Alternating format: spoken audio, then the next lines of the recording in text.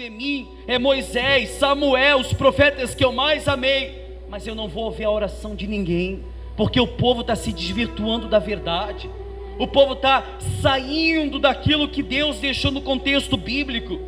Orar é importante, amém? Jejuar ainda mais, porque você mata a sua carne. Agora, meu amigo, se a palavra não libertar você, não tem nada que te liberte. E conhecereis a verdade vos libertará. É a palavra que liberta. Por que muita gente sofre? Porque não conhece nada de Bíblia. Por que muita gente padece? Porque não tem Bíblia dentro dela. Ela não conhece nada das Escrituras, e tudo que é falado para ela, ela acredita.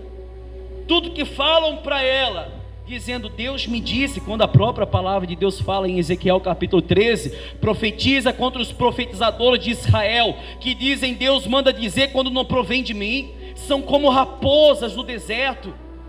Ou seja, a única palavra que Deus manda dizer é isso que eu estou fazendo agora, pregando as Escrituras, amém? Pregando as Escrituras. Por isso que quando houve uma reforma protestante, teve as 5 bases dos solas. A primeira dela era solas Escritura, somente as Escrituras, sola Christis, somente Cristo, sola Deo Glória, somente a glória, sola de fide, que é somente a fé, tudo baseado na palavra de Deus. E o homem, ele cria vários contextos, ele cria maneiras para atrair pessoas para dentro da igreja. A igreja pode até encher, mas enche de pessoas vazias. A igreja pode até lotar, mas lota de pessoas carentes da palavra de Deus. Se você ler o livro de Jeremias, Ezequiel, Isaías, todos esses profetas, a queixa de Deus era que o povo voltava para ele falsamente, que o povo voltava para Deus, falava vamos voltar, mas não tinha nada de Deus dentro deles. Era um povo interesseiro, que não tem nada de diferente de hoje em dia. Pessoas que vão para a igreja para pedir o que lhe apraz, para pedir aquilo que elas querem, aquilo que elas precisam, quando o maior galardão baseado na palavra de Deus que podemos conquistar hoje em terra é o quê? A salvação da nossa alma. O que adianta o homem ganhar o mundo inteiro e perder a sua alma? O que adianta você conquistar tudo nessa terra, meu amigo, e perder a sua alma? Louco, essa noite pedirão a sua alma. O que tens preparado? Para quem será? O que diz em Timóteo capítulo 6:19? Aqueles que querem ser ricos caem em várias tentações, porque o amor ao dinheiro é a raiz de todos os males. E tu, ó homem de Deus, foge dessas coisas. Ah, pastor, mas o desejo do coração de Deus é que eu seja muito próspero nessa terra. O jovem rico também chegou diante de Deus com a intenção de continuar no caminho próspero, né? Chegou no caminho para Jesus. Senhor, o que eu tenho que fazer para herdar a vida eterna? Ele conhecia toda a palavra, mas conhecia apenas a letra. Não matarás, não roubarás, todos os 10 mandamentos, ele citou. Jesus citou para ele. Senhor, tudo isso eu tenho guardado desde a minha mocidade. Aí Jesus olha para ele, vai, só lhe resta uma coisa, vai, vende tudo que tens e dá aos pobres, e siga-me. Se você olhar por esse contexto, pela lógica, não era para ter 12 discípulos, era para ter 13, mas ele rejeitou a voz de Deus. Por isso que a gente não faz campanha de prosperidade, nem campanha a gente faz, que isso é contra a palavra de Deus. Prosperidade daqui, prosperidade lá, enquanto isso que a igreja vai enchendo de pessoas interesseiras, que querem trocar de carro, que querem trocar de casa, que preferem conquistar um salário melhor, que preferem a bonança dessa terra, quando a própria palavra diz, buscai o que é do alto e não o que é de baixo. Buscar em primeiro lugar o reino dos céus, a sua justiça, depois todas as coisas vos serão acrescentadas. Se Deus ele colocar na sua vida a prosperidade, amém, que seja feita a vontade dele. Agora, se ele não colocar, amém também, glórias a Deus por isso. Se fosse olhar pela vida de Paulo, sim ou não, o maior apóstolo da história, o maior apóstolo que tivemos hoje em dia, que pregou para os gentios, para os gregos, que pregou para todo o povo da Judéia. Porque sinto prazer nas fraquezas, nas injúrias, nas perseguições, na pobreza, na nudez, na espada. Tudo isso ele sentia prazer. Em nenhum momento Paulo falou assim: meu Deus, eu estou pregando a palavra, mas eu sou pobre, cadê o teu poder sobre a minha vida? Eu não estou incentivando a você ser um miserável, não é essa parte. Eu quero que você coloque na sua cabeça que quando você se coloca diante de Deus, você tem um caminho a seguir, que é a salvação da sua alma, que é buscar e conquistar o reino dos céus, porque Ele é a propiciação da salvação de todos aqueles que creem nele, não somente aqueles que creem, mas do mundo inteiro. É como diz 1 João no Evangelho, nas cartas, capítulo 2, versículo 2, Ele é a propiciação. O que é propiciação? É um ato, é um ritual, que é feito para conquistar a salvação de alguém, por intermédio dele. O sacrifício na cruz foi o sacrifício mais perfeito.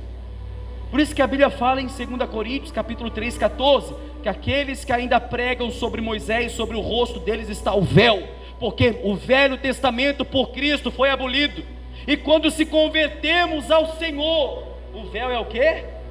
É arrancado, o véu é tirado dos nossos olhos. Nós seguimos um caminho da salvação, não por nós mesmos, como disse Paulo, que ninguém é salvo pelas suas obras, para que homem nenhum se glorie por elas. É como eu sempre falo, você hoje aqui na igreja, pastor, eu faço para todo mundo, eu ajudo tantas pessoas, mas não é isso que vai tornar você uma pessoa salva não, meu amigo. A palavra não fala isso. A palavra fala que a gente vai ser salvo por intermédio, como diz que a salvação é dom de Deus, e Romanos 9, que Ele vai se compadecer de quem Ele quiser se compadecer, é por Ele, não é pela gente. Hoje você está aqui, amém? Está buscando salvação da sua alma? Hoje sim, é ou não é? Hoje você busca. Agora, pastor, eu tropecei, caí, me lancei para o mundo e que seja feita a vontade de... o salvo sempre anda no caminho do salvo. Aqueles que conheceu a Deus de fato e de verdade, é como foi pregado na quinta-feira, no livro de 1 João, foi João, né? 1 João, aqueles que cometem pecado a palavra fala isso, que aqueles que cometem pecado é do diabo, porque o diabo peca desde o princípio. Aqueles que têm prazer no pecado, nunca viu e nem conheceu a Ele. Pastor, mas todo mundo é pecador, de fato. Todo mundo erra, todo mundo comete pecado. Todo dia sua mente trabalha em cima da iniquidade. Mas cuidado, meu amigo. A gente já listou aqui vários pecados cravados, que é o pecado para a morte. Você pode ler 1 Coríntios capítulo 6, versículo 9. Ali tem toda a listagem de quem vai para o inferno, de todos aqueles que vão morrer em direção à condenação futura. Pecado para a morte. Todo aquele que eu peco e eu sei que eu estou desagradando a Deus. Quando você comete pecado estando dentro da igreja, você crucifica Ele de novo. Eu vou mostrar na palavra. Quando você comete pecado estando dentro da igreja, meu Deus, dentro da igreja, a Bíblia diz que o concerto que foi feito com a casa de Israel é inválido, porque se a Bíblia fala em Isaías 53:4, que verdadeiramente Ele levou sobre si todas as nossas dores, as nossas enfermidades, o castigo que nos traz a paz, e sobre as suas pisaduras fomos sarados. Ele levou nossos pecados. Estou dentro da igreja, estou pecando, eu estou crucificando Ele de novo. Eu estou dentro da igreja, baseado em Isaías 53:4, aquilo para mim não adiantou coisa nenhuma, ou não é? Não adiantou coisa nenhuma. Porque se a Bíblia fala que aquele que está em Cristo Jesus, nova criatura é, eis que tudo se faz novo e as coisas velhas são passadas. Hoje eu sou um novo homem. Hoje eu não vou ter prazer naquilo que eu fazia lá atrás, não. Eu nasci de novo. João capítulo 3 fala sobre o novo nascimento. Nicodemos vai ter de noite com Jesus, um homem que era o príncipe dos judeus, meu Deus, que conhecia a lei cabalmente, um homem que conhecia toda a palavra, mas conhecia a letra, e o Espírito não tinha nada. Por isso que a Bíblia diz que a letra mata, mas o Espírito é o que traz vida. Nicodemos, um homem instruído acerca da lei, foi diretamente em Jesus falar: Senhor, o que eu tenho que fazer para herdar o reino dos céus? Olha, Nicodemos, se você não nascer de novo, você não pode entrar no reino dos céus. Aí Nicodemos fala assim: mas como pode, eu já sendo velho, entrar no ventre da minha mãe e nascer de novo? Como pode isso? Jesus fala assim: tu sendo o príncipe dos judeus não sabe? Tu não sabes dessas coisas? Porque todo aquele homem que não nascer de novo, é impossível que entre no reino dos céus. É impossível. O que é nascer de novo? É o ser uma nova criatura dentro da igreja. As coisas velhas ficaram para trás.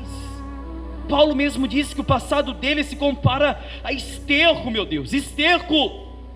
Olhando para trás, deixando tudo aquilo que hoje eu comparo como esterco. Muitos cristãos dentro da igreja têm prazer do seu passado, estão dentro da igreja, mas ainda sentem prazer na lei do pecado.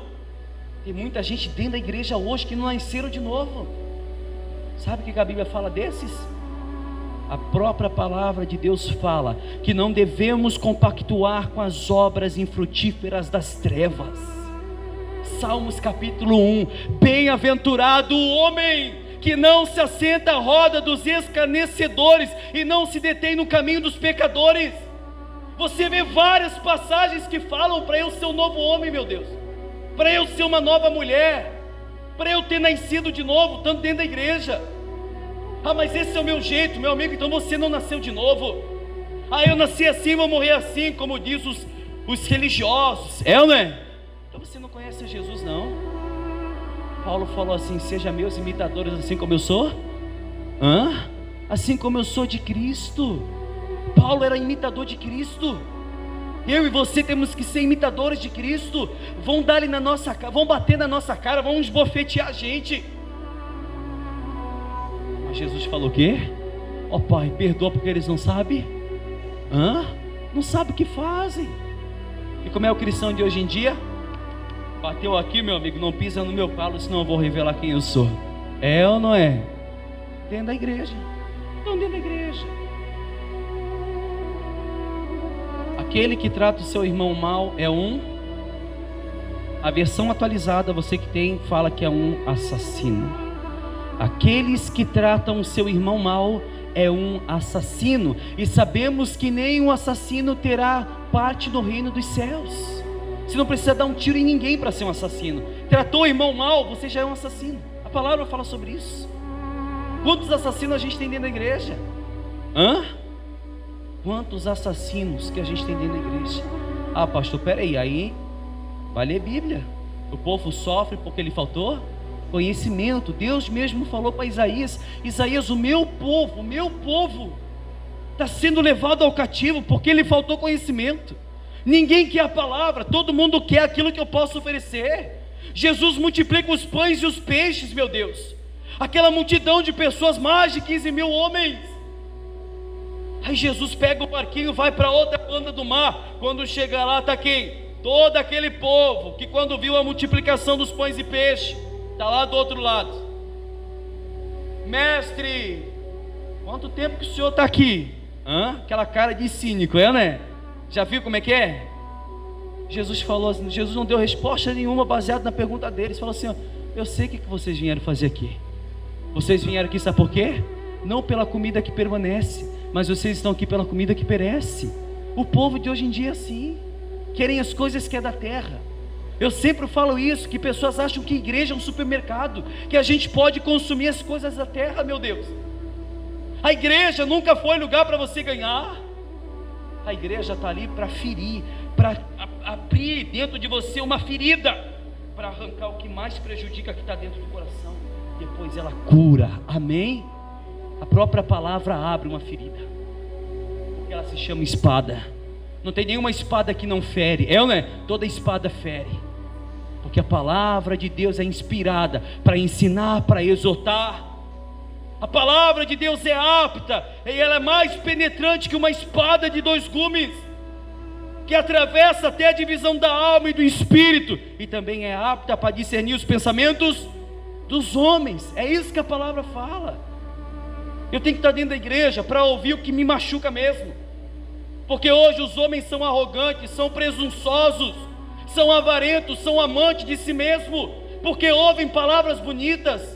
Porque o homem do altar hoje não quer contradizer o pecado do povo, e o pecado morre e vão para o inferno. O povo morre em pecado e vão para o inferno. O povo hoje está morrendo doente, espiritual falando. O povo hoje está padecendo porque está faltando conhecimento. E como diz em Isaías, como é que vão se não forem enviados? E como é que vão pregar se não tem quem pregue, meu Deus? Pregar a palavra bonita é muito fácil. Posso pegar qualquer um aí fora, né? E colocar em cima do altar. Vamos encher a igreja? Vamos. Vamos começar pela campanha, porque eu nunca vi um povo das igrejas evangélicas tão interesseiro como tem interesse em campanha. Estou falando a mentira ou é verdade? É só botar uma faixa lá fora, 7 segunda-feira da prosperidade.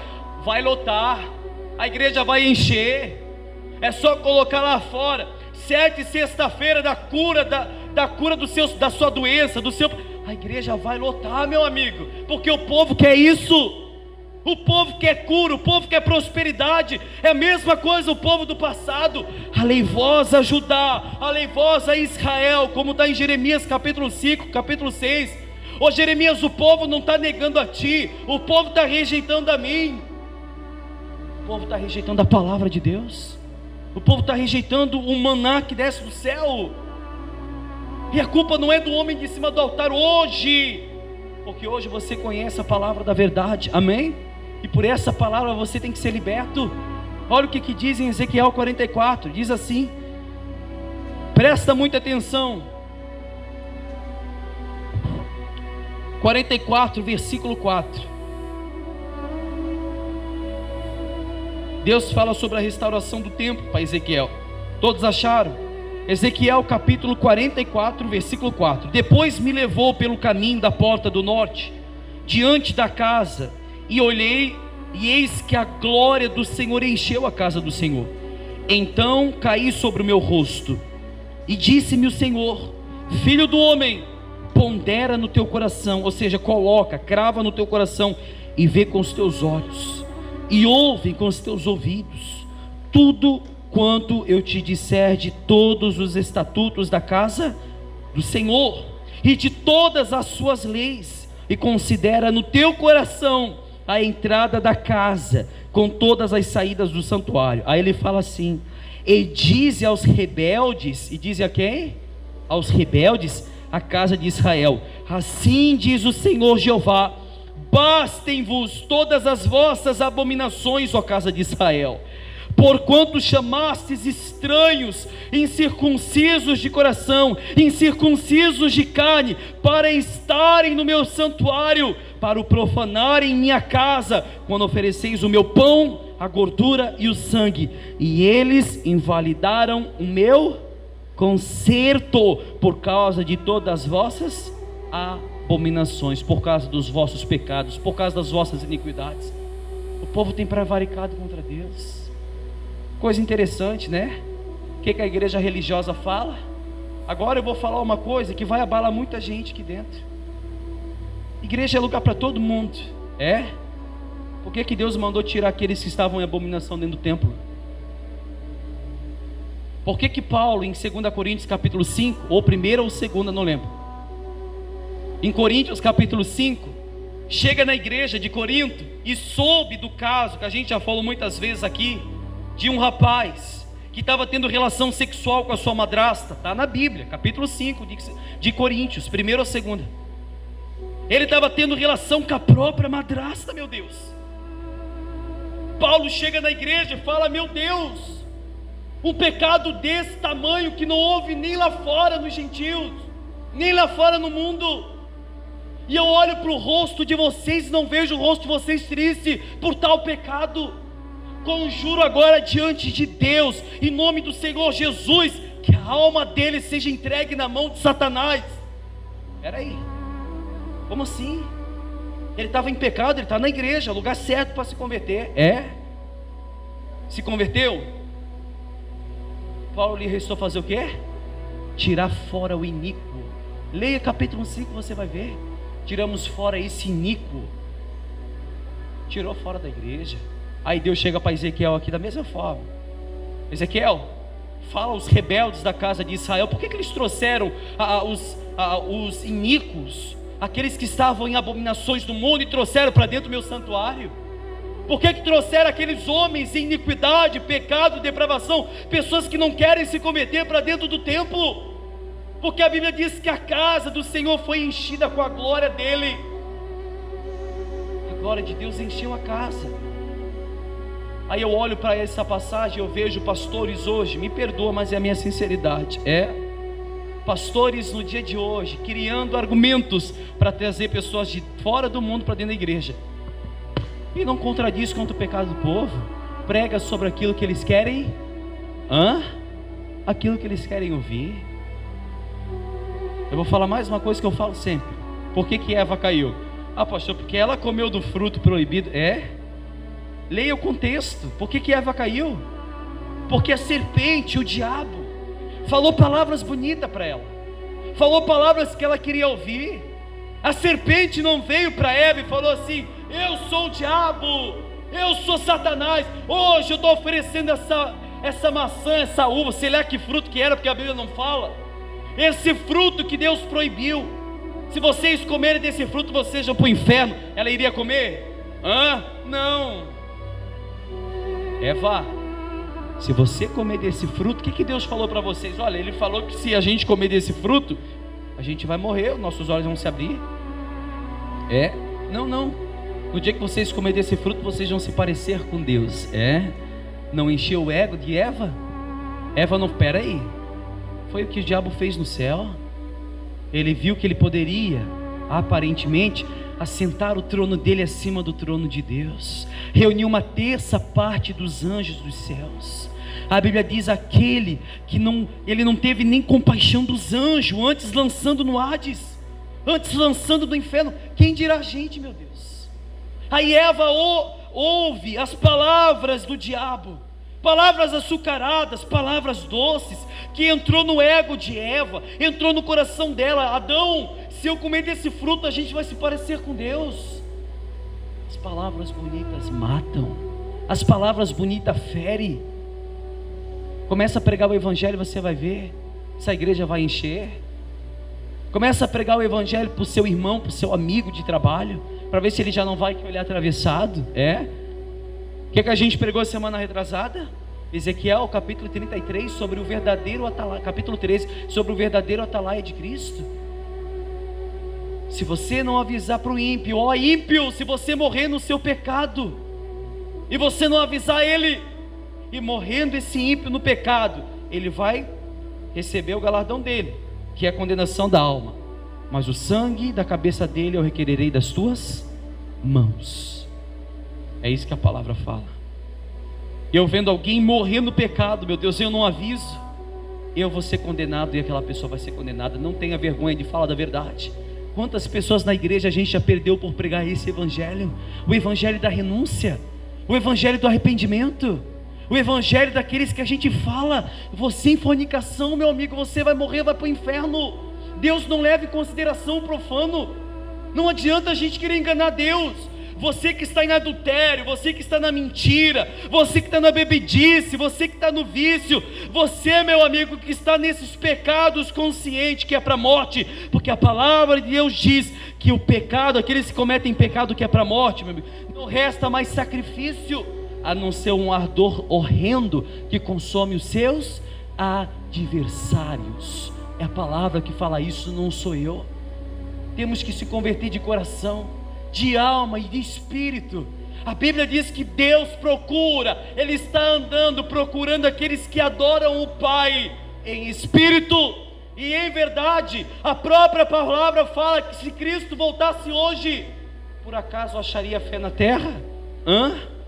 Será que se Jesus voltasse hoje, Ele iria achar fé no meio da gente? Pastor, acharia. Ou essa geração de evangélicos, geração de bastardos, como diz a Bíblia, que eles creem naquilo que é ali seguro, no óleo ungido, na arca da aliança. Leia Jeremias 3,16. A arca do concerto do meio do povo fora tirado, nunca mais será lembrada.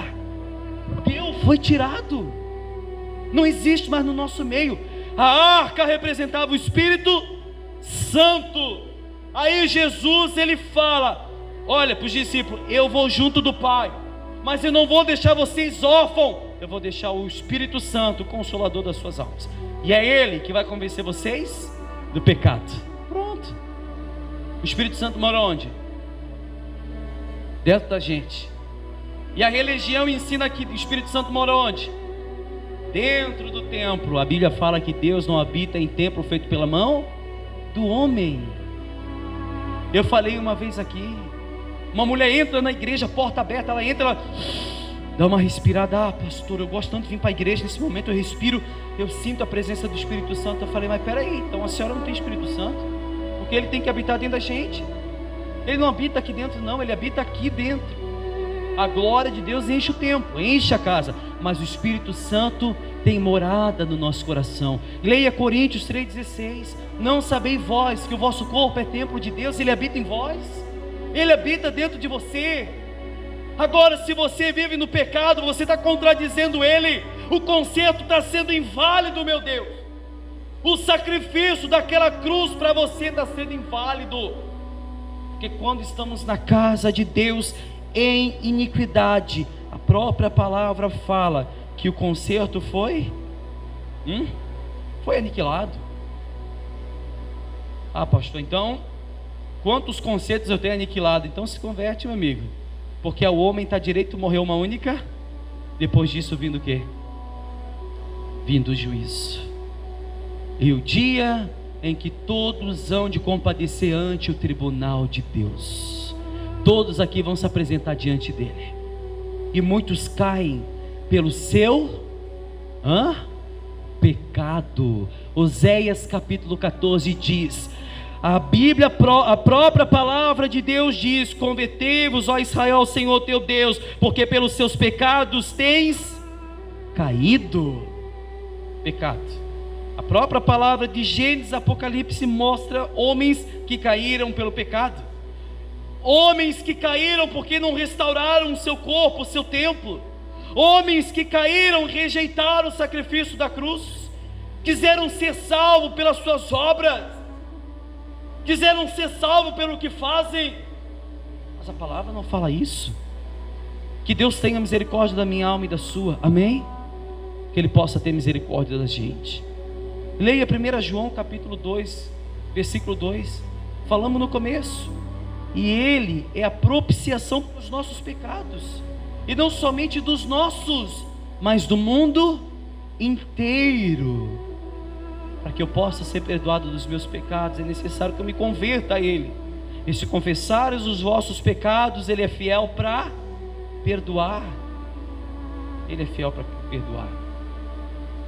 Isaías 1,14: se quiserdes e ouvirdes a voz do Senhor teu Deus, comereis o melhor dessa terra, e se rejeitares e fores rebeldes, a espada já está diante de ti. Versículo 12 e 13 diz que ainda que o nosso pecado seja como escarlata, se tornarão brancos como a neve, e mesmo que seja vermelho como um carmesim, se tornarão brancos como a lã.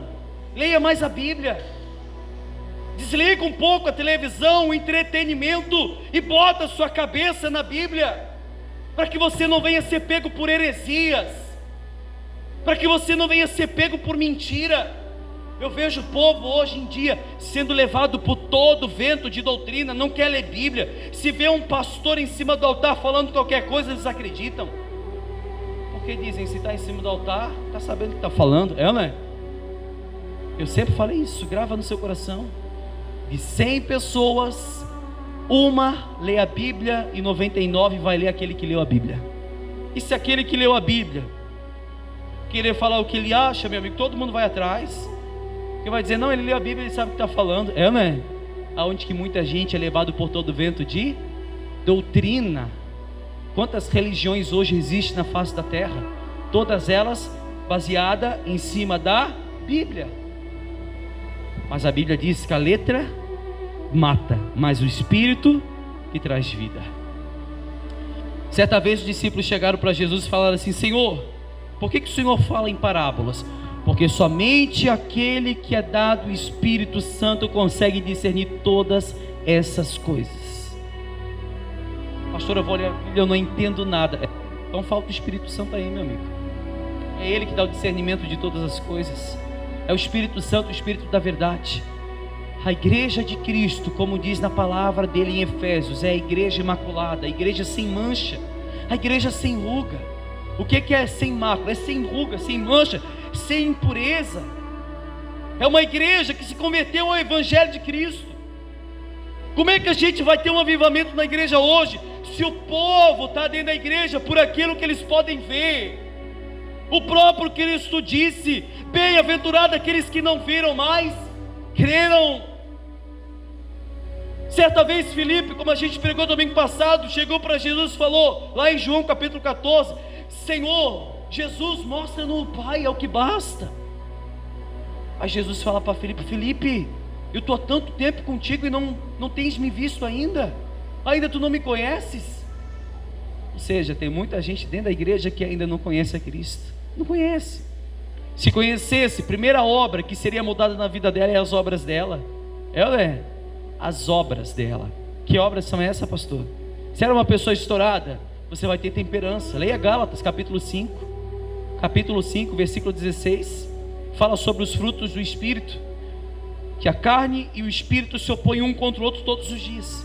E as obras do Espírito são mansidão, temperança, domínio próprio. Eu tenho domínio próprio, então eu tenho o Espírito Santo. Eu tenho mansidão, então eu tenho o Espírito Santo.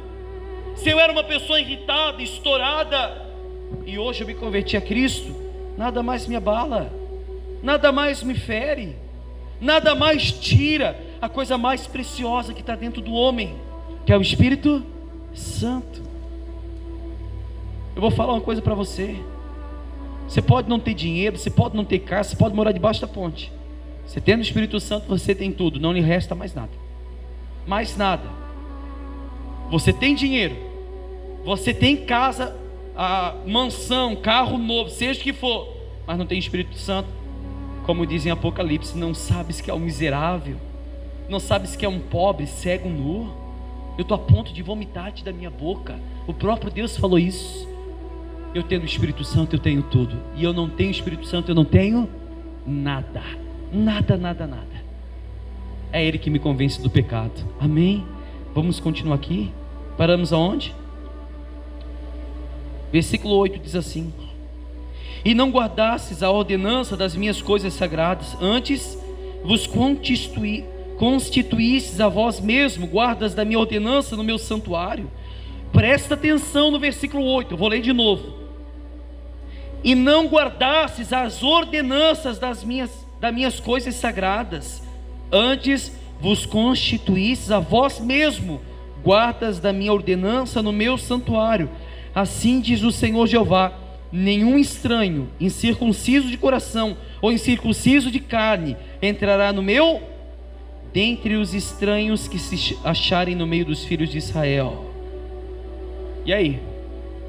Lendo essa passagem, meu amigo, é mole ouvir uma coisa dessa? Deus fala para o levita do templo: vocês constituíram a lei vocês mesmos dentro do meu templo. Vocês mesmos, ó levitas, constituíram as leis segundo a ordenança de vocês, não segundo o que as escrituras falam. É a mesma coisa que eu acabei de falar a pregação inteira. É eu deixar, pode entrar todo mundo cheio de pecado, cheio de iniquidade, Deus vai aceitar todos. Leia Salmos 5:5, leia Salmos 11:5, que Deus odeia o pecador e odeia os que cometem iniquidade. Romanos capítulo 9, me esqueço do versículo: e odiei a Esaú, mas eu amei a Jacó. Deus odeia também. Isaías diz que os pecadores vão ser todos esmagados pelo próprio pé do próprio Deus. Mas Deus é amor, Ele é justiça. Tira essa coisa da sua cabeça apenas de amor, de amor, de amor. Não é? Ele é justiça. Pega um homem carinhoso num relacionamento, só quer falar de amor, mas é um homem que não tem justiça dentro da própria casa, a mulher não vai permanecer. Ou a mulher que é cheia de amor, mas não tem justiça, o homem não vai permanecer. A justiça que prevalece, não é? É a justiça de Deus que prevalece. Se nós olharmos a palavra de Deus, foi Deus que destruiu Sodoma e Gomorra, não foi o diabo. Foi Deus que destruiu no tempo do dilúvio. Falou: Noé, entra você e toda a sua família na arca, que o pecado desse povo se achegou às minhas narinas, vou destruir todo mundo. A Bíblia fala em Gênesis que ele se arrepende de ter feito o homem. Se eu não me engano, no capítulo 3, se arrependeu de ter feito o homem. Ele diz que o homem, a sua intenção é má desde o seu nascimento. Davi fala nos Salmos: do ventre da minha mãe ela me concedeu em pecado. Somos pecadores, somos iníquos, somos depravados, mas eu não posso dar liberdade para isso. Se Cristo me resgatou da maldição da lei, eu não posso dar ocasião à carne, não posso. Leia Romanos, você vai entender do que eu estou falando. Aquelas pessoas que falam assim, a própria palavra fala no livro de Romanos, aquelas pessoas que dizem assim: olha, tem males que vêm para bem. Não tem essas pessoas que falam isso? Sabe o que a Bíblia fala dessas pessoas? Que a condenação dessas são justa. Por quê, pastor? Porque elas falam assim: não, tá tudo errado, mas esse erro que eu estou praticando é sinal que tem coisa boa vindo lá na frente. Elas dão ocasião para o erro delas, ou não é? E não querem se converter, e não querem mudar a sua vida. Igreja é lugar de pessoas que nasceram de novo. Saímos do mundo em pecado com toda certeza, entramos na igreja em pecado com toda certeza. A palavra é enxertada dentro da gente, ouvimos a palavra, libertou, assim como diz a palavra dele, que se ele morreu pela gente, logo a gente morremos para o mundo. Efésios capítulo 2, que ele nos resgatou em pecados e ofensas. Outrora estávamos mortos em ofensas e pecados e delitos, ressuscitamos juntamente com ele. Estávamos mortos, estávamos em pecados, estávamos em delito, ressuscitamos juntamente com ele. Amém? Ressuscitamos com ele. E quantas pessoas não ressuscitaram ainda? Começa a ler a Bíblia, começa a santificar. Domingo que vem é Santa Ceia. Domingo que vem é Santa Ceia. Você vai ver que a maior parte das pessoas não vão vir domingo que vem. Não vão vir domingo que vem. Isso é quase toda a Santa Ceia. Por quê, pastor? Sabe por quê? Como diz em Coríntios 11, 24, que fala sobre a Santa Ceia. Se você continuar lendo o texto, você vai ver que ele fala assim: que aquele que tomar do sangue e comer do corpo indignamente será culpado do corpo e do sangue. Examinai-vos a vós mesmo e depois participai da ceia. A pessoa que come, participa da Santa Ceia em pecado e não quer se libertar, está sendo culpada do corpo e do sangue. A própria palavra de Deus fala isso. Aí chega a questão da coisa: que aquele que não comer do meu corpo e não beber do meu sangue não tem parte comigo. Ou você se converte ou você não se converte. Ou você se lança para Deus ou você se lança para o mundo, na mão do diabo.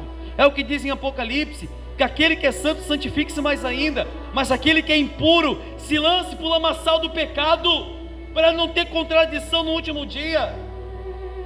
Pastor, aceitei Jesus, uma que ninguém aceita ele que nos resgatou, foi ele que nos aceitou.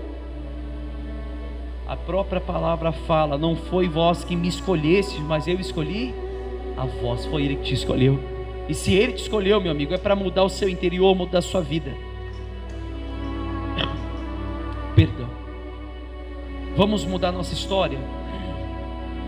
Vamos fazer da igreja de Cristo hoje a igreja do passado, a igreja dos mártires, aquela que não se contaminou com os manjares do rei, aquela que não se contaminou com a concupiscência do mundo, com as idolatrias do diabo, aquilo que o diabo tem colocado na palavra de Deus também, como ele chegou lá juntamente em Jesus.